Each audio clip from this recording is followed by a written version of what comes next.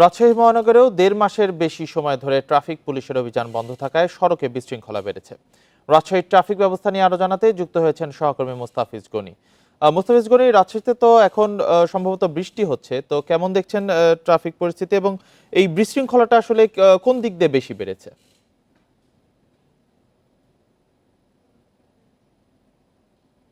আচ্ছা, Rajshahi city corporation হলেও এখানে সিটি কর্পোরেশনগুলোতে যে গণপরিবহন বলতে যাত্রীবাহী বাস চলাচল করে সেটি রাজশাহীতে আসলে নাই। সেক্ষেত্রে নগরবাসীকে পুরোপুরি নির্ভর করতে হয় চলাচলের জন্য ব্যাটারি চালিত অটোরিকশা এবং রিকশার উপরে। রাজশাহী সিটি কর্পোরেশনের তথ্য অনুযায়ী প্রায় 10,000 নিবন্ধিত অটোরিকশা এবং 6,000 রিকশা এখানে চলাচল করে। যদিও বাস্তব কথা হচ্ছে এর চেয়ে অনেক বেশি অনিবন্ধিত অটোরিকশা চলাচল করে এবং বিশৃঙ্খলার সবচেয়ে বড় কারণই হচ্ছে এই অনিবন্ধিত অটোরিকশা চলাচলের ব্যাপারটি।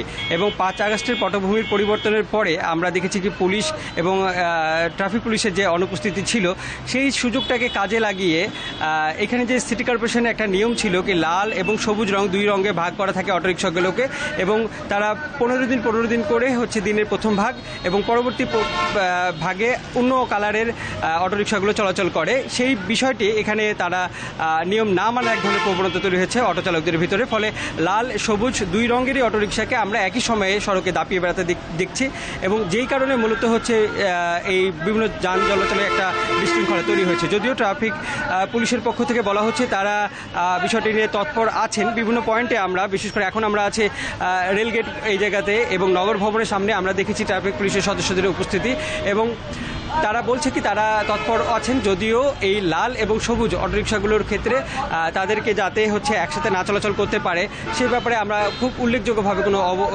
অভিযান চালাতে দেখিনি। এর বাইরে আরেকটি বিষয় সিটি কর্পোরেশন থেকেও বলা হচ্ছে কি 15 তারিখ পর্যন্ত তাদেরকে সময় বেঁধে দেওয়া হয়েছিল। এরপরে যদি হচ্ছে নিয়ম না মানে সেক্ষেত্রে তারা অভিযান চালাবে, সে ব্যাপারে হচ্ছে তারা কার্যক্রম শুরু করবে বলে আমাদেরকে জানিয়েছে।